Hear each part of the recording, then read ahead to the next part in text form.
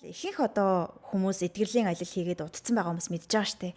Аз жаргал гадны нөхцөл байдлаас ирдгүй юм байна. Миний дотор бай, таны дотор байгаа юм байна. Тэгээд тэр нь яг юу юм бэ гэдгийг дээр л одоо хариулт нэхэд байгаа мөн үү. Тэгэхээр энэ самадаг эдгэрлийн арга зүй бол энэ юм аа.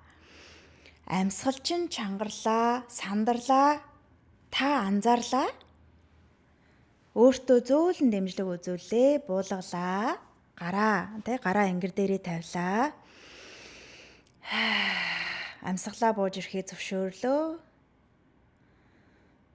Суудлаа анзаарлаа, зүрхний цогцолтоо мэдэрлээ.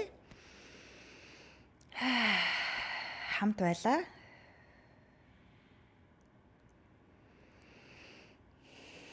Хэрв анзаарвал би маань өөрөөрөө гэд амьсгал авч байгаа. Энд гүйцэлд ирж байгаа.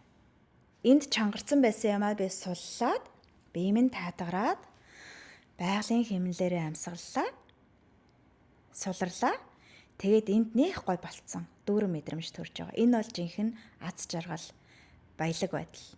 Энэ аз жаргал, баялаг байдал дүүрэн байдлаас л гадагшаа бид нар манифест хийж дүүрэн амьдралыг бүтээнэ.